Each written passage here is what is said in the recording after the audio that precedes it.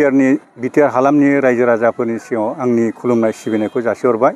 नैबे समावहाय जोंनि बे सामाजिक बन्धुफोर बिथांमोनखौ आङो बे समावहाय आंनि अननाय सिबिनायखौ बे समाव दोनबाय। दानो नैबे आलीनगर बालागाव नैबे जायगानिफ्राय मोनसे मोजांथार बेबादिनो गेवलां मेल जानानै थांबाय। UPPLनि जमदार ब्लकनि बे समस्तिनि गेजेराव चरन नार्जारिनि भट होनो थाखाय नैबे गेवलां फोथारावहाय मानगोनां रोनगोरा नार्जारि MP रायजो सभानि बिथाङा फैदों। गोबांथार मोजां सुबुरुन्थाय मोजांथार बिदिनो आसार मोजांथार बेबादिनो बक्तृता होलांबाय। बिथांनिसिम बे समाव आङो बिथां रोनगोरा नार्जारि बिथांनिसिम बे समाव आङो हामबायनायखौ आरो आंनि थेंक इउखौ आं जासिबाय। आरो लोगोसे दानो नैबे जमदुवार बासिनि जेसेबांसिम रायजो राजाफोरखौ आंनि बे बिटिआर कन्ट्राक्टर ग्रुप आङो सासे प्रेसिडेन्ट बिटिआर कन्ट्राक्टर ग्रुपनि आंनि अननाय सिबिनायखौ बयनि बे रायजो राजाफोरनिसिम जासिहरबाय। दानो नैबे समावहाय बिथां साংবাদিক बन्धु बिथांमोना आंखौ फंनैसो बिटिआर कन्ट्राक्टर ग्रुपनि स्टेटमेन्ट होनांगौ होननायखाय आङो दानो होबाय।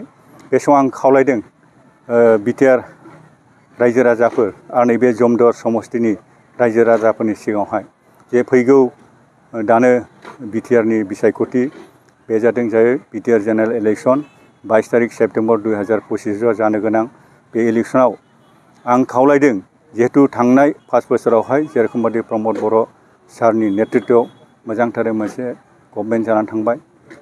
जौगानायनि गेजेरजों मोनसे खामानि जानानै थांबाय। दानो बिनिफ्राय साबसिन हामसिन बेबायदि खामानि मावजानो थाखाय दानो फिन खेबसे आरोबाव प्रमद बर' बिटिआरनि चिफ जानायजों बिथांनि मोनसे गभर्नमेन्ट फैनांगौ UPPL गभर्नमेन्ट।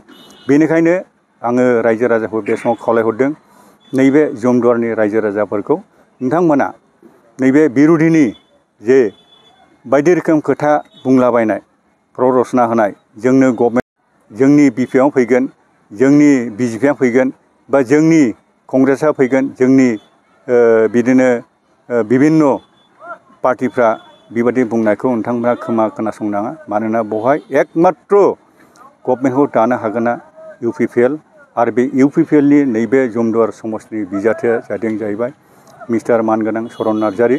बिथां बे चरणजित नार्जारिखौ नोंथांमोना बयबो बियो सासे मोजां सुबुं आरो मोजां सासे केन्डिडेट आरो मोजां सासे बिजाथि।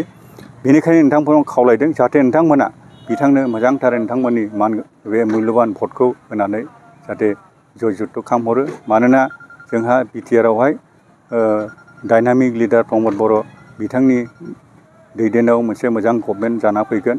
एक सिटिया UPPLनि गभर्नमेन्ट जाना थांगासिनो दं। बेनिखायनो नोंथांमोना नैबे जमदुवार समस्तियाव जाहाथे खोमानानै लाया बयबो गिर्जाब फैनानै जाहाथे नोंथांमोननि बे बेसेन गोनां भटखौ नोंथांमोना नैबे ट्रेक्टर सावगारियाव भट होनानै जाहाथे जयजुक्त खालामो।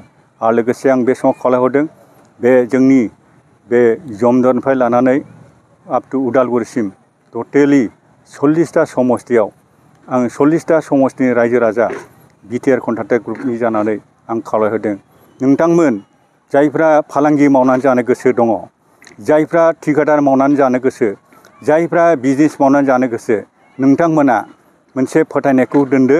बेनो जाहैबाय प्रमद बर'नि गभर्नमेन्ट आरो प्रमद बर'नि गभर्नमेन्टनि सायावनो जोङो बे बिटिआरनि कन्ट्राक्टरफ्रा मावनानै जानो थाखाय मोनसे सुजुग सुबिदाखौ नोंथांमोना मोनगोन।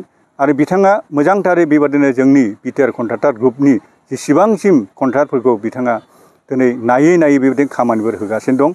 आरो बिदिनो फैगोन आगन्तुक 5 बोसोराव आङो बिटिआर कन्ट्राक्टर ग्रुपनि प्रेसिडेन्ट जानानै बिथां मानगोनां जोंनि डायनामिक लिडार प्रमद बर' बिथांनिसिम खावलायहरदों जाहाथे जायफ्रा बे बिटिआर कन्ट्राक्टर ग्रुप बा बिटिआरआव थानाय नैबे मानगोनां प्रमद बर' डायनामिक लिडारनि गभर्नमेन्टनि बेवहाय जायफ्रा सापर्ट होदों बिथांमोनखौ मालाबो फेलें खालामनाङा आरो बिथांमोननो खामानि होगोन। जों फोथायदों बेबादिनो नोंथांमोननि जे बेसेन गोसा दिनै सासे कन्ट्राक्टरनि फेमिलि बेबादिनो दं।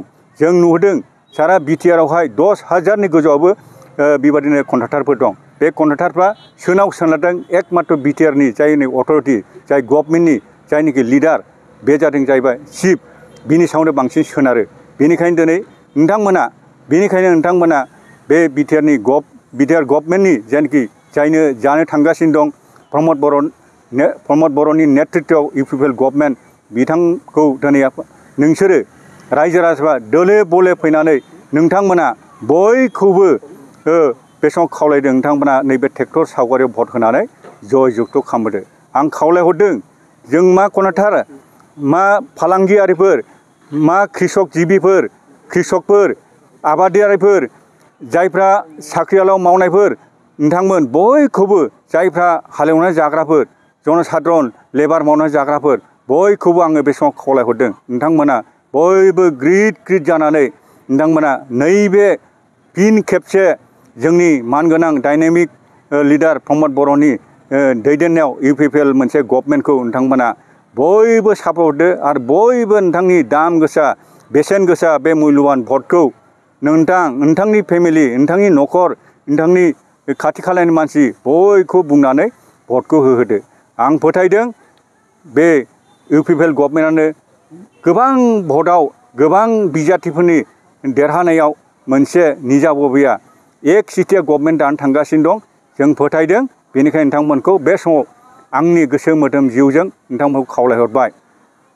नोंथांमोना बेबादिनो नैबे बारा गोबाव गैले 22 तारिख सेप्तेम्बर 2025 बे दिनखालिनो नोंथांमोना गाव गावनि बे भट केन्द्रआव थांनानै नोंथांमोना बे ट्रेक्टर सावगारियाव नोंथांनि बे आसि बिमाखौ थुनानै जाहाथे भटखौ होयो आरो जय जुक्त खालामो आरो देरहासार खालामो आरो मोनसे गोजोन मोनसे जौगानाय शान्ति प्रगति गासै उन्नति बेबादिनो गभर्नमेन्टखौ जानो थांगासिनो दं आरो बे गभर्नमेन्टखौ जाहोनाव बे एकमात्र नोंथांनि भटनि दारै बे गभर्नमेन्टआ जागोन। बेनिखायनो नोंथांनि भटखौ मालाबाबो फेलें दाखालाम। जेखि बिजाथिफ्रा जेखि मा होनो बिदिनो बिरोधिफ्रा दिनै बिपिएफआ बुंनो हागौ जोंनि गभर्नमेन्ट जागोन, सोरबा कंग्रेसआ बुंगोन जोंनि गभर्नमेन्टआ जागोन, सोरबा बिदिनो बायदि पार्टिफ्रा कंग्रेसआनो बिजेपिआ जागोन। नाथाय जों फोथायदों खुनु पयटे बिसोर हाया। एकमात्र दिनै गिर्जाब हाजार लाख मानसिफ्रा दिनै बे इउपिपिएलनि प्रति आकर्षण जानानै इउपिपिएलनि बे पार्टिनि प्रति मोजां मोननानै दिनै बे भट जानो थांगासिनो आरो बे भटआ देरहासार जानो थांगासिनो आरो बे भटआ देरहासार जानाय लोगो गभर्नमेन्ट दानो थांगासिनो दं। जों बेखौ फोथायदों।